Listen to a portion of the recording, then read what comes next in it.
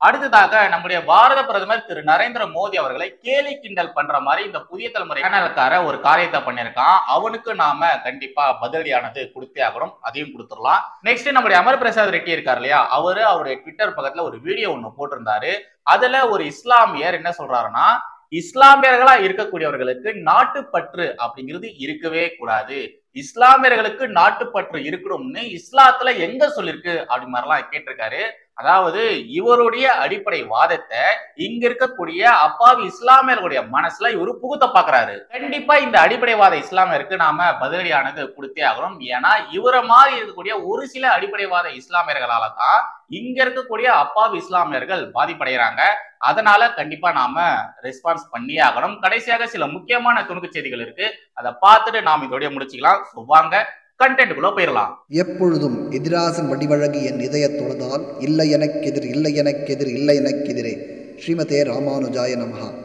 இளைஞர் தேசியவாதிகள் அனைவருக்கும் வணக்கம். புதிய தலைமுறைக்கார செஞ்ச காரியத்தை பார்க்கலாம். காலையில இப்படி ஒரு ட்வீட் ஒன்று போட்டிருந்தான் பாருங்க. கடந்த 10 ஆண்டுகளில் பிரதமராக மோடி எடுத்த முடிவுகளில் மிக முக்கியமானது என நீங்கள் நினைப்பது எது அப்படிங்கிற மாதிரி போட்டிருக்கான். அந்த போட்டோஸை கொஞ்சம் பாருங்களேன். 2014 நம்முடைய பாரத பிரதமர் திரு நரேந்திர மோடி அவர்கள் பிரதமரா பதவியேற்றார் பாத்தீங்களா, அந்த ஒரு புகைப்படம். அதுக்கப்புறம் மறுபடியும் 2019 பிரதமரா பதவியேற்றார் பாத்தீங்களா, அந்த ஒரு புகைப்படம் போட்டிருக்காங்க. அண்ட் ஆல்சோ சைட்ல பாருங்க, வைஷ்ணவ முறைப்படி திருமணம் வச்சிருக்கிற மாதிரியான ஒரு புகைப்படத்தை போட்டிருக்காங்க. எல்லாருக்குமே நல்லாவே தெரியும், தமிழகத்துல மோடி எதிர்ப்பு, பாஜக எதிர்ப்பு அப்படிங்கிறது கம்மியா இருக்கே தவிர ஒட்டு மொத்தமா இல்லைன்னு நம்மளால சொல்ல முடியாது. 2014 2019 காட்டிலும் இப்போ பாத்தீங்கன்னா ரொம்ப ரொம்ப கம்மியா இருக்குன்னு தான் நம்ம சொல்ல முடியும். அண்ட் ஆல்சோ ஸ்ரீ வைஷ்ணவர்களுடைய அந்த திருமணை எப்படி இங்க கேலி கிண்டல் பண்ற மாதிரி இவங்க மாத்தி வச்சிருக்காங்க.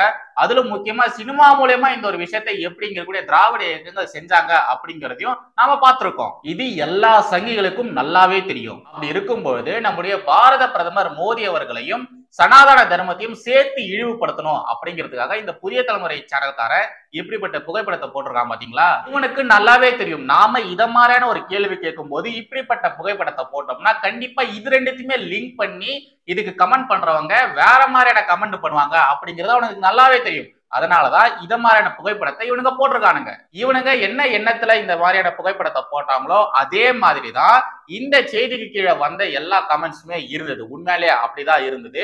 நம்முடைய மோடி அவர்களை குறித்தும் சனாதன தர்மத்தை குறித்தும் தான் எல்லாருமே இழுத்தும் பழித்தும் பேசியிருந்தாங்க. சரி விடுங்க, இவனுங்களுடைய இந்த ஊடகவாதிகளுடைய சீப் பாலிடிக்ஸ் தான் நமக்கு நல்லாவே தெரியுமே. நாம அதை பத்தி பேசுறதுல எந்த விதமான பிரயோஜனமும் கிடையாது. ஆனா அவனுங்க சொன்ன அந்த விஷயத்துக்கான ரெஸ்பான்ஸ் நாம இப்ப கொடுக்கலாம். கடந்த 10 ஆண்டுகளில் பிரதமராக மோடி எடுத்த முடிவுகளில் மிக முக்கியமானது என நீங்கள் நினைப்பது எது அப்படிங்கிற மாதிரியான கேள்வி கேட்டிருக்காங்க இல்லையா. என்னுடைய பாயிண்ட் ஆஃப் வியூல நான் நினைக்கிற ஒரு சில விஷயங்களை நான் சொல்றேன். அதே மாதிரி நீங்க என்ன நினைக்கிறீங்க, நம்முடைய மோடி அவர்கள் எடுத்த மிக முக்கியமான முடிவு இதுதான் அப்படின்னு நீங்க எதை நினைக்கிறீங்களோ அதை கமெண்ட்ல சொல்லுங்க. இப்ப நான் சொல்ல போற இந்த பாயிண்ட்ஸ் எதுவுமே பாத்தீங்கன்னா இந்த 1 2 3 அப்ப இதுதான் பெஸ்ட் இதுதான் ஒஸ்ட் அப்படி மாதிரிலாம் ஒன்றும் கிடையாது. எனக்கு டக்குன்னு எது எதெல்லாம் தோணுச்சோ அது மட்டும் நான் எழுதியிருக்கேன். ஸோ நீங்க இந்த 1 2 3 வரிசைப்படுத்திருக்கா, ஸோ அதுதான் பெஸ்ட் இதுதான் ஒஸ்ட் அப்படி மாதிரிலாம் ஒன்றும் கிடையாது. நம்முடைய மோடி அவர்கள் ஆர்டிகல் 370 எடுத்தாரு பாத்தீங்களா, அது ரொம்ப ரொம்ப முக்கியமானது. அதே மாதிரி கிசான் யோஜனா சொல்லிட்டு ஒரு திட்டத்தை கொண்டு வந்திருந்தாங்க. உண்மையாலே அந்த திட்டத்தினால ஏகப்பட்ட மக்கள் பயனடைஞ்சிருக்காங்க. அப்புறம் விவசாயிகளுக்கு 6000 ரூபாய், வருஷத்துக்கு 6000 ரூபாய் கொடுக்குறாங்க இல்லையா, அது ரொம்ப ரொம்ப முக்கியமானது. ஏன்னா இத மாதிரியான திட்டங்கள் வரும்போது கண்டிப்பா இடைத்தரகர்கள் உள்ள நுழைஞ்சிட்டு இந்த 6000 ரூபாய் முழுசா விவசாயிகள் கிட்ட போகாம பார்த்துப்பாங்க. ஆனா பாஜகவுடைய இந்த ஆட்சி காலகட்டத்துல 6000 ரூபாயில இருந்து 1 ரூபாய் கூட வேற யாருக்குமே போகவே இல்லை. 6000 ரூபாய் முழுசா ஒவ்வொரு விவசாயிகளுடைய அக்கௌண்ட்டுக்கு நேரடியா போயிருக்கு. அதே மாதிரி டிமானிசேஷன், இந்த டிமானிசேஷன் தான் இருக்கிறதுலே அல்டிமேட்டுங்க. பல உலக நாடுகள் பார்த்து வியந்த விஷயம் பாத்தீங்கன்னா இந்த டிமானிசேஷன் தான். அதுவும் இது 2019க்கு முன்னாடி நடந்தது. தேர்தல் வரப்போகுது, ஆனாலும் அதை பத்தி எல்லாம் யோசிக்காம நம்முடைய மோடி அவர்கள் இந்த ஒரு காரியத்தை ரொம்ப ரொம்ப தைரியமாவே இந்த ஒரு காரியத்தை செஞ்சாரு. அதே மாதிரி டிஆர்டிஓ மூலமா ஏகப்பட்ட டிஃபென்ஸ் ப்ராஜெக்ட்ஸை நம்முடைய நாடு பண்ணாங்க. அது மட்டும் இல்லாம பல நாடுகளுக்கு நம்ம நாட்டில இருந்து எக்ஸ்போர்ட்டும் பண்ணாங்க. இது வரைக்கும் நாம பல நாடுகள் இருந்து எல்லாமே வாங்கணும், இம்போர்ட் தான் பண்ணிட்டு இருந்தோம். ஆனா பாஜகவுடைய ஆட்சி அமைஞ்சதுக்கு அப்புறமா தான் நாம ராணுவ தளவாடங்களை எக்ஸ்போர்ட் பண்ண ஆரம்பிச்சோம். அப்புறம் இந்த நாட்டினுடைய உள்கட்டமைப்பு பத்தி நம்ம கண்டிப்பா சொல்லியே ஆகணும். அதுலயும் முக்கியமா இந்த ரோடுகள், இந்த ரோடு போட்டதை பத்தி நம்ம கண்டிப்பா எல்லாருமே பேசி ஆகணும். இந்தியா முழுவதும் ஏகப்பட்ட சாலைகள் போடப்பட்டிருக்கு, ஏகப்பட்ட ஹைவேஸ் எல்லாம் போட்டிருக்காங்க. உண்மையிலே தரமான ஹைவேஸ் எல்லாம் போட்டிருக்காங்க. பல இடங்கள்ல இன்னும் ஓபனே பண்ணல, ஆனா அந்த ரோடுகள்ல மக்கள் பயணிச்சுட்டு தான் இருக்காங்க. அண்ட் ஆல்சோ ரயில்வேஸையும் பயங்கரமா மேம்படுத்தி இருக்காங்க. இப்ப சொல்ல போற பாயிண்ட் பாத்தீங்கன்னா என்ன மாதிரி இருக்கக்கூடிய செய்திகளுக்கு ரொம்ப ரொம்ப பிடிக்கும் நான் நினைக்கிறேன். பால்கோட் ஸ்ட்ரைக், இந்த பாகிஸ்தானுக்கு எதிராக பால்கோட்ல ஒரு தாக்குதல் நடத்தினாங்க இல்லையா, அதெல்லாம் உண்மையிலேயே அல்டிமேட். அதுக்கப்புறமா பல உலக நாடுகள்ல இருக்கக்கூடிய இந்தியாவிற்கு எதிராக செயல்படக்கூடியவர்களா இறந்தாங்க பாருங்க, ஒரு மர்ம நபரால இறந்தாங்க பாத்தீங்களா, அந்த சம்பவங்கள் உண்மையிலேயே அந்த சம்பவங்கள்லாம் சொல்றதுக்கு வார்த்தையே கிடையாது. அதுக்கப்புறம் விக்ரம் ரோவருடைய அந்த மூன் லேண்டிங், இது வரைக்கும் பல உலக நாடுகள் சிந்திச்சு கூட பார்க்காத ஒரு விஷயத்த நம்மளுடைய நாடு செஞ்சு காட்டினாங்க. அதெல்லாம் உண்மையாலே இந்த நாட்டை நேசிக்கிறவங்களுக்கு தான் தெரியும் அது எவ்வளவு பெரிய அச்சீவ்மெண்ட் அப்படிங்கிறது. உண்மையாலே இந்த பாரத தேசத்தை யார் நேசிக்கிறாங்களோ அவங்களுக்கு தான் தெரியும். அதுக்கப்புறமா சிஏவை கொண்டு வந்தது, இன்னும் ஏகப்பட்ட திட்டங்கள் கொண்டு வந்தது சொல்லிட்டு நம்ம நிறைய விஷயங்கள் சொல்லிட்டே போகலாம். மோடி 3.0 அப்படிங்கிறது வரதான் போகுது, கண்டிப்பா வரதான் போகுது. அந்த காலகட்டத்துல இன்னும் நிறைய விஷயங்கள் நம்முடைய மோடி அவர்களால செயல்பட இருக்கு. முக்கியமா யூனிஃபார்ம் சிவில் கோட், அப்புறம் என்ஆர்சி, இது மாதிரியான விஷயங்கள் வரதான் போகுது. இப்ப நீங்க சொல்லுங்க, கடந்த 10 ஆண்டுகள்ல மோடி அவருடைய ஆட்சியின் கீழே நீங்க பார்த்து வியந்த விஷயங்கள் என்னென்ன அப்படிங்கிறத தயவுசெய்து கமெண்ட்ல சொல்லுங்க. அதை பார்த்து நானும் தெரிஞ்சுக்கிறேன். நெக்ஸ்ட், தமிழக பாஜகவை சேர்ந்த அமர் பிரசாத் ரெட்டி அவர்கள் ஒரு வீடியோ ஒன்று போட்டிருந்தாரு சொன்னேன் இல்லையா, அது பற்றி தான் பார்க்க போறோம். நம்மளுடைய அமர் பிரசாத் ரெட்டி அண்ணன் இப்படி ஒரு ட்வீட் ஒன்று போட்டிருந்தாரு. CM MK Stalin, this guy in the video is making youngsters work against the nation. What action was taken against him by TN police அப்படின்ற மாதிரி போட்டுட்டு ஹோம் மினிஸ்ட்ரி ஆபீஸையும் நம்முடைய பிரதமருடைய அலுவலகத்தையும் டேக் பண்ணியிருந்தாரு. இந்த வீடியோவையும் நான் உங்களுக்காக போடுறேன், தயவுசெய்து ஃபர்ஸ்ட் நீங்க இதை பாருங்க, அதுக்கப்புறமா நாம நம்மளுடைய கருத்துக்களை பார்க்கலாம். தாய் நாட்டிற்கு கட்டுப்பட வேண்டும் என்று இஸ்லாம் எந்த இடத்தில் சொல்கிறது என்று எனக்கு சொன்னால் அதை நான் மக்களுக்கு சொல்வதற்கு வசதியாக இருக்கும். இஸ்லாம் கூறுதுங்கிறீங்களா தாய் நாட்டு கட்டுப்பட சொல்லுதுன்னு சொல்லி, எங்க சொல்லுது இஸ்லாம் அதை சொல்லுங்க கொஞ்சம் எனக்கு. அல்லாஹ் சொன்னானா, அல்லாஹ் தூதர் ஸல்லல்லாஹு அலைஹி சொன்னாங்களா, இல்ல சஹாபாக்கள் சொன்னாங்களா, இல்ல இமாம்கள் சொன்னாங்களா, அறிஞர் யார் சொன்னாங்க அப்படிங்கிறது எனக்கு கொஞ்சம் எடுத்து காட்டினீங்கன்னா அதை நான் மற்றவங்களுக்கு சொல்றதுக்கு வசதியா இருக்கும். அதனால எப்ப இஸ்லாம் வந்து தாய் நாட்டிற்கு கட்டுப்பட்டாக வேண்டும், தாய் நாட்டுக்கு வழிபட்டு நடக்க வேண்டும், தேச என்ன சொல்றது தேசிய உணர்வு இருக்க வேண்டும், தேசப்பற்று இருக்க வேண்டும், எங்க சொல்லிச்சு இஸ்லாம்? ஒரு மண்ணாங்கட்டி பற்றும் தேவையில்லை, தேசப்பற்று ஒரு முஸ்லிமுக்கு இருக்கக்கூடாது. ஒரு முஸ்லிமை பொறுத்தவரையில அல்லாஹ் ரப்பல் ஆலமீன் சொல்றது என்னக்கா, தேசங்கள் எல்லை போடுறது யாருங்க, கோடு போடுறது யாருங்க? மனுஷனா அல்லாவா? தேசம் எல்லை கோடு போடுறது யாருங்க? கச்சத்தீவுக்கு இந்த பக்கம் தமிழ்நாடு, கச்சத்தீவுக்கு அந்த பக்கம் இலங்கைன்னு கோடு போடுறது யாரு? வாகான்னு சொல்லி நடுவில் எல்லையை போட்டு அங்க கரண்ட் வெளியே வச்சு வாகா எல்லைக்கு இந்த பக்கம் வந்துட்டா நீ இந்தியன் ஆயிடுவே, வாகா எல்லைக்கு அந்த பக்கம் போயிட்டா நீ பாகிஸ்தானியன் ஆயிடுவே. இந்த எல்லை கோடு போடுறது யாரு? மனுஷனா அல்லாவா? சொல் புரியலையா? அப்ப மனிதன் போட்ட எல்லை கோடு நாம எங்க மதிக்கணும்? அல்லாஹ் ரப்பல் ஆலமீன் சொல்றான் குளோபல் பிரதர்ஹுட், யூனிவர்சல் பிரதர்ஹுட், உலகளாவிய சகோதரத்துவம். உலகத்தில் எந்த மூலையில் மனிதன் வசித்தாலும் அந்த மனிதனை மதிக்கக்கூடிய மனிதநேயம், இதைத்தான் இஸ்லாம் கத்துக் கொடுக்குது.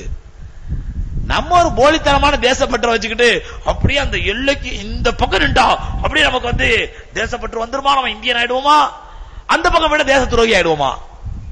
எது மனிதனை மதிக்கக்கூடிய மனித நேயத்தை கத்துக் கொடுக்கிறதா? அப்புறம் எதுக்குங்க தூங்கிட்டு இருந்த இஸ்ரேலியர்களை அப்படி கொன்னீங்க, அப்பாவி இஸ்ரேலியர்களை அப்படி கொலை பண்ணீங்க, கொடூரமா கற்பழிச்சு குழந்தைங்களும் கூட பார்க்காம அப்படி கொடூரமா ஏன் கொலை பண்ணீங்க? சரி அதை விடுங்க, அது மாதிரி அவங்க பண்ணதுக்குதான் இஸ்ரேல் இப்போ வரைக்கும் வச்சு செஞ்சுட்டு இருக்காங்களே, காசாவே பாதி காலி ஆயிடுச்சு, அதை எல்லாத்தையுமே இஸ்ரேல் பார்த்துக்கும். சோ நாம அதை பத்தி பேச வேண்டாம். பட் இவர் பேசின இந்த வீடியோல இவர் பேசின விஷயங்கள்ல இருக்கக்கூடிய ஒரு சில கருத்துக்கள் மட்டும் நான் சொல்லிக்கிறேன், என்கிட்ட இருக்கக்கூடிய ஒரு சில கருத்துக்கள் மட்டும் நான் சொல்லிக்கிறேன். இவரை மாதிரி இருக்கக்கூடிய ஒரு சில மத வெறியர்கள், அடிப்படைவாதிகள் பேசக்கூடிய விஷயங்களாலும் இவர் சொல்லக்கூடிய இந்த விஷயங்களாலும் தான் இங்க இருக்கக்கூடிய பல அப்பாவி இஸ்லாமியர்கள் கஷ்டப்படுறாங்க. இவங்க இது மாதிரிலாம் பேசிட்டு போயிடுவாங்க, ஆனா கஷ்டப்படுறது யாருன்னா இங்க இருக்கக்கூடிய அப்பாவி இஸ்லாமிய மக்கள் தான். எந்த வம்பு தும்புக்கும் போகாம இருக்கக்கூடிய அப்பாவி இஸ்லாமியர்கள் தான் இத மாதிரி ஒரு சில பேர் பேசுற விஷயங்களால கஷ்டப்படுறாங்க, இப்போ வரைக்கும் கஷ்டப்பட்டு இருக்காங்க. அதை பத்தில இவங்க ஏதாச்சும் கவலைப்படுறாங்களா? இல்ல. அதை பத்தி இவங்க கவலைப்படுறதே இல்ல. ஆனா அவங்க இத மாதிரி நான் இஸ்லாமியரா இருக்கிறதுனால இந்த மக்கள் இது மாதிரி பேசுறாங்க, இது மாதிரி ரியாக்ட் பண்றாங்க அப்படின்னு பேசும்போது மட்டும் இவங்க வந்துருவாங்க. பாத்தீங்களா இஸ்லாமியர்களுக்கு எதிராக இவங்க எல்லாம் பேசுறாங்க, பாத்தீங்களா இஸ்லாமியர்கள் எதிராக அவங்க அப்படி ரியாக்ட் பண்றாங்க அப்படிங்கிற மாதிரி மட்டும் இவங்க பேசுவாங்க. அத மாதிரி அந்த மக்கள் ரியாக்ட் பண்றதுக்கான காரணம் என்ன? நீங்க பேசின இத மாதிரியான பேச்சுக்கள், இத மாதிரிலாம் நீங்க பேசுனீங்கன்னா இதை பார்க்கக்கூடிய மக்கள் எப்படி நினைப்பாங்க? அப்போ இவங்களுக்கு எல்லாம் நாட்டுப்பற்றுன்றது இருக்கவே இருக்காது, இவங்களுக்கு இந்த நாட்டின் மீது பற்று இருக்கவே இருக்காது, இந்த நாட்டிற்கு ஆதரவாக இவங்க செயல்படவே மாட்டாங்க, இந்த நாட்டிற்கு எதிராக தான் செயல்படுவாங்க அப்படிங்கிற ஒரு எண்ணோட்டம் வருமா வராதா? ஆல்ரெடி தேசிய கீதம் பாடும்போது இவங்க மரியாதை தரதில்ல அப்படிங்கிற ஒரு குற்றச்சாட்டு ஒண்ணு இருக்கு. அதே மாதிரி இந்திய ராணுவ வீரர்கள் யாராச்சும் இறந்தாங்கன்னா, முக்கியமா பிபின் ராவத் அவர்களுடைய இறப்பின் பொழுது நிறைய பேர் அந்த செய்திக்கு அஹாஹா ரியாக்ஷன் போட்டிருந்தாங்க, சிரிச்சு வச்சிருந்தாங்க. அது மாதிரி பண்ணவங்களா யாரு? உங்களுக்கே நல்லாவே தெரியும். இதெல்லாம் பார்க்கும்போது மக்கள் என்ன நினைப்பாங்க? ஓ இவர் இது மாதிரிலாம் சொல்றது பார்க்கும்போது, அவங்க அப்படி இருக்கிறதெல்லாம் வச்சு பார்க்கும்போது இவர் சொல்றது சரிதான் போல இருக்கே அப்படிங்கிற மாதிரியான எண்ணம் தானே இந்த மக்கள் கிட்ட வரும். சாமானிய மக்கள் இவர் பேசக்கூடிய விஷயங்கள் பார்த்தாங்கன்னா என்ன நினைப்பாங்க? நீங்களே சொல்லுங்க. இவர் சொல்றாரு தேசப்பற்று அப்படிங்கிறது ஒரு முஸ்லிம்க்கு இருக்கவே கூடாது அப்படி மாதிரிலாம் சொல்றாரு. அந்த நாட்டிற்கு நீங்க கட்டுப்பட்டு இருக்கணும் அப்படிங்கிற மாதிரிலாம் இல்ல, அதெல்லாம் நீங்க பண்ணாதீங்க அப்படிங்கிற மாதிரியான ஒரு கருத்தை தான் இவர் சொல்றாரு. இவர் இது மாதிரிலாம் சொல்றாரு இல்லையா? இதே மாதிரி நீங்க இஸ்லாமிய நாடுகள்ல போயிட்டு உங்களால இருக்க முடியுமா? இருக்க முடியாது. இந்த அரபு நாடுகள்ல வேலை பார்க்கறவங்க கிட்ட கேட்டு பாருங்க, அவங்க நல்லா சொல்லுவாங்க. அந்த நாடுகள்ல இருக்கக்கூடிய அந்த சட்ட திட்டங்களுக்கு நீங்க உட்பட்டு இல்லைன்னா வெளியே துரத்திடுவாங்க. அப்படி இல்லைன்னா நீங்க பண்ணக்கூடிய விஷயங்களுக்கு என்ன தண்டனையோ அந்த தண்டனையை கொடுத்து உங்களை அங்கே உட்கார வச்சிருவாங்க. இது மாதிரி பேசுறவங்களா பேசிட்டு போயிடுவாங்க. ஆனா அதை ஃபாலோ பண்ணீங்கன்னு வச்சுக்கோங்களேன், நீங்க தான் கடைசி வரைக்கும் கஷ்டப்படணும். அதுக்கப்புறம் இன்னொரு முக்கியமான விஷயத்தையும் இவர் சொல்லுவாரு. இந்த எல்லை கோடுகள், 2 நாடுகளுக்கு நடுவே எல்லை கோடுகள்லாம் இருக்கு இல்லையா, இதெல்லாம் போட்டது யாரு? மனுஷன் தானே போட்டான். மனுஷன் போட்ட கோட்டை நம்ம மதிக்கிறோமா அப்படிங்கிற மாதிரிலாம் இவர் கேட்டிருப்பாரு. அதுக்கப்புறம் இன்னொரு விஷயத்த சொல்லியிருப்பாரு, அதுதான் செம காமெடியா இருக்கும். இந்த யூனிவர்சல் பிரதர்ஹுட் அப்படிங்கிற மாதிரி ஒரு விஷயத்த சொல்லியிருப்பாரு. அப்புறம் எதுக்குங்க இந்த சுன்னி ஷியா இவங்களுக்குள்ள இவ்வளவு சண்டைகள் வந்துட்டு இருக்கு? அப்புறம் ஏன் நீங்க யூதர்களை அந்த அளவு போட்டு நசுக்கிறீங்க? யூதர்களை கண்டா நீங்க எதுக்கு அவ்வளவு கோவப்படுறீங்களா? அவங்கள கொலை பண்ண துடிக்கிறீங்க, கொலை பண்றீங்க இப்படின்ற மாதிரியான கேள்விகள் கண்டிப்பா மக்கள் கேட்பாங்களா கேட்க மாட்டாங்களா? ஃபர்ஸ்ட் இந்த விஷயத்தை பற்றி நாம பார்க்கலாம். இந்த கோடுகள், இந்த எல்லை கோடுகள், இந்த எல்லை கோடுகள்லாம் போட்டது மனுஷன் தானே, அவன் போட்ட அந்த கோடுக்கு நாம மதிப்பு கொடுக்கணுமா அப்படி மாதிரிலாம் இவர் சொல்றாரு. கொடுக்கணும், கொடுத்துதான் ஆகணும். ஏன்னா அது சட்டம். நீங்க பாகிஸ்தான்ல உட்கார்ந்துகிட்டு இந்தியாவுக்கு ஆதரவா பேச முடியுமா? பேச முடியுமா? முடியாது. எப்படி நீங்க பேசுவீங்க? ஆனா இந்தியாவில உட்கார்ந்துகிட்டு நீங்க பாகிஸ்தானுக்கு ஆதரவா பேச முடியும். ஏன்னா நம்ம நாடு பாத்தீங்கன்னா அந்த அளவு கொடூரமான சர்வாதிகார ஆட்சி ஒண்ணு இங்க நடக்கல. அதனால அது மாதிரி பேசுறதுல எந்த விதமான தவறும் கிடையாது. தவறுதான். ஆனா இங்க பெருசா அதுக்கெல்லாம் ஆக்ஷன் எடுக்க மாட்டாங்க. சொல்றாரு இல்லையா, இந்த எல்லை தாண்டி அந்த பக்கம் இருந்தீங்கன்னா பாகிஸ்தானியர்கள், இந்த பக்கம் இருந்தீங்கன்னா நீங்க இந்தியர்கள் அப்படி மாதிரிலாம் ஒரு விஷயத்த இவர் சொல்றாரு இல்லையா? கிடையாது, அப்படி கிடையவே கிடையாது. யார் யார் மனசுல பாகிஸ்தான் இருக்குதோ அவன் தான் உண்மையான பாகிஸ்தானி. யார் யார் மனசுல உண்மையாலேயே இந்தியா இருக்குதோ அவன் தான் உண்மையான இந்தியன். நான் பாகிஸ்தான்ல போய் உட்கார்ந்துங்கன்னா நான் பாகிஸ்தானி ஆயிடுவேனா? ஆக மாட்டேன். அவங்களும் என்ன பாகிஸ்தானியா ஏத்துக்க மாட்டாங்க. என் மனசுல பாகிஸ்தான் இருந்தாதான் நான் பாகிஸ்தானியா ஆவேன். ஆனா என் மனசுல பாகிஸ்தான் இருக்குமா? கண்டிப்பா இருக்காது. என் கால் சுண்டு விரல இருக்கக்கூடிய அழுக்குக்கு ஈடா கூட நான் இந்த பாகிஸ்தானை மதிக்க மாட்டேன். அப்படி இருக்கும்போது நான் எப்படி பாகிஸ்தானி ஆவேன்? பாகிஸ்தான்ல இருந்தா நான் எப்படி பாகிஸ்தானி ஆவேன்? அவன் மட்டும் இது மாதிரிலாம் பேசிட்டு போயிடுவாரு. இதை கேட்டு இன்ஸ்பயர் ஆகக்கூடியவர்கள் என்ன பண்றாங்க, இந்த சோசியல் மீடியால ஒரு சில கருத்துக்கள்லாம் போடுவாங்க, இந்த நாட்டிற்கு எதிரான கருத்துக்கள்லாம் போடுவாங்க. அந்த நேரத்துல ஒரு சில பேர் என்ன சொல்லுவாங்கன்னா, உனக்கு இந்த நாடு பிடிக்கலன்னா, இங்க இருக்க பிடிக்கலன்னா நீ பாகிஸ்தானுக்கே போடா, உங்களுக்கு அந்த நாடு தானே பிடிச்சிருக்கு, நீ அங்கேயே போயிடுறா, எந்த இஸ்லாமிய நாடு உனக்கு பிடிச்சிருக்கோ அந்த இஸ்லாமிய நாட்டுக்கே போயிடுறான்னு சொல்லுவாங்க. அப்பெல்லாம் இவங்க என்ன சொல்லுவாங்க, பாத்தீங்களா நான் இஸ்லாமியா இருக்கிறதுனால என்ன அவங்க பாகிஸ்தானுக்கு போக சொல்றாங்க, இது மாதிரிலாம் அவங்க எப்படி சொல்லலாம் அப்படி மாதிரிலாம் நீலை கண்ணீர் வடிப்பாங்க. அது மாதிரிலாம் அவங்க சொல்றதுக்கான காரணம் என்ன? அவங்க அது மாதிரி எல்லாம் பேசுறாங்க. இந்த நாட்டிற்கு எதிராக பேசுறது, இந்த நாட்டிற்கு எதிராக மற்ற நாடுகளுக்கு முட்டு கொடுத்து பேசுறது, இது மாதிரிலாம் பேசுறாங்கன்னா அவங்க அப்படிதான் சொல்லுவாங்க. அப்ப நீ அந்த நாட்டுக்கே போக வேண்டியதானே, எதுக்கு இந்த நாட்டுல உட்கார்ந்துக்கிற அப்படி மாதிரிலாம் பேசதான் செய்வாங்க. தயவு செய்து மக்களே இத மாதிரி அடிப்படைவாதிகளுடைய பேச்சை கேட்காதீங்க, தயவு செய்து கேட்காதீங்க. ஏன்னா இவங்கள மாதிரியான ஆட்கள் பேசிட்டு போயிடுவாங்க. ஆனா கஷ்டப்படுறது இங்க கூடிய அப்பாவி இஸ்லாமியர்கள் தான். அவங்க எந்த விதமான வம்பு தும்புக்கும் போகவே மாட்டாங்க, எந்த விதமான அரசியல் விவாதத்துல அவங்க கலந்துக்கவே மாட்டாங்க. ஆனா இவங்க பேசக்கூடிய விஷயங்களால அவங்களும் பாதிப்புக்குள்ளாகிறாங்க. தயவு செய்து அடிப்படைவாதிகளுடைய பேச்சுக்களை நீங்க கேட்கவே கேட்காதீங்க. கடைசியாக சில முக்கியமான துணுக்கு செய்திகள் இருக்கு, அதை பார்த்துட்டு நம்ம இதோட முடிச்சுக்கலாம். ஃபர்ஸ்ட் இதை பாருங்க. சென்னையில் இளைஞர்களை மூளை சலவை செய்து தீவிரவாத இயக்கத்திற்கு ஆட்கள் சேர்த்த விவகாரம், விசாரணையில் இறங்கியது என்ஐஏ. மத்திய குற்றப்பிரிவு சைபர் கிரைம் போலீசாரிடம் இருந்து வழக்கு விவரங்களை கேட்டு பெற்ற என்ஐஏ தடை செய்யப்பட்ட தீவிரவாத அமைப்புக்கு ஆதரவாக யூடியூபில் வீடியோ வெளியிட்டதாக நேற்று 6 பேர் கைது செய்யப்பட்டனர். பயங்கரவாத அமைப்புக்கு ஆதரவாக பிரச்சாரம் செய்ததாக 6 பேர் உபா சட்டத்தில் கைது செய்யப்பட்டு சிறையில் அடைக்கப்பட்டனர். சென்னையில நம்ம தமிழகத்துல இது மாதிரியான ஒரு சம்பவம் நடந்திருக்கு. அடுத்து உங்களுக்கு ஒரு போட்டோ ஒன்று போடுறேன் பாருங்க. நம்மளுடைய அண்ணாமலை அவர்கள் இந்த ஐபிஎல் தான் நினைக்கிறேன், இந்த 2020 மேட்ச் ஒன்று கிரிக்கெட் ஒன்று போயிருக்கு பாத்தீங்களா, அதை பாக்குறதுக்கு நம்மளுடைய அண்ணாமலை அவர்கள் போயிருந்தாரு, லைவ்ல பாக்குறதுக்காக போயிருந்தாரு.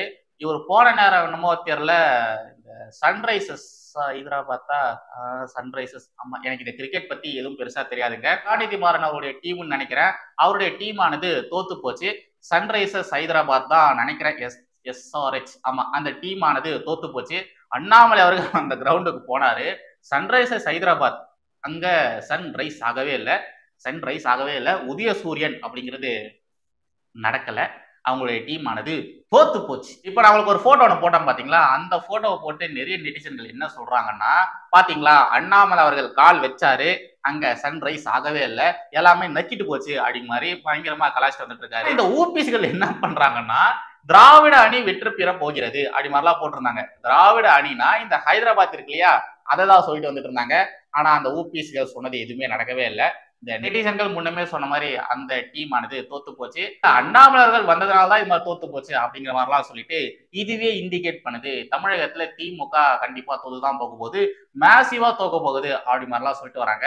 அது எல்லாத்தையுமே நம்ம ஜூன் 4ஆம் தேதி வரைக்கும் பொறுத்திருந்து பார்ப்போம். கடைசியாக இத பாருங்க, ஆண்டுக்கு ஒரு பிரதமர் வருவது தவறே இல்லை, அப்படி வந்தால் அதை ஆதரிக்கவும் தயாராக இருக்கிறோம் அப்படிங்கிற மாதிரி அண்ணன் திருமாவளவன் அவர்கள் சொல்லியிருக்காரு. அதாவது ஏதோ இந்த புள்ளி வச்ச கூட்டணி கட்சிகள் வின் பண்ண போறதாகவும், வின் பண்ணதுக்கு அப்புறமா வருஷத்துக்கு ஒருத்தங்க பிரதமரா இருக்க போறதாகவும் இவர் நினைச்சுக்கிட்டு இத மாதிரியான ஒரு கருத்தை சொல்கிறாரு. இதுக்கு வந்த ஒரே ஒரு கமெண்ட் மட்டும் உங்களுக்காக கொண்டு வந்திருக்கேன், அதை பாருங்க. அதை பார்த்துட்டு நாம இதோட முடிச்சுக்கலாம். பாருங்க. உனக்கு என்னப்பா, நீ பைத்தியம், நீ என்ன வேணாலும் பேசலாம், நாங்க அப்படியா? உனக்கு என்னப்பா, நீ பைத்தியம், நீ என்ன வேணாலும் பேசலாம், நாங்க அப்படியா? சோ அவ்வளவுதான் கைஸ் இந்த கண்டென்ட். மறுபடியும் அடுத்த ஒரு சந்திக்கிறேன். ஜெய் ஹிந்த், வந்தே மாதரம்.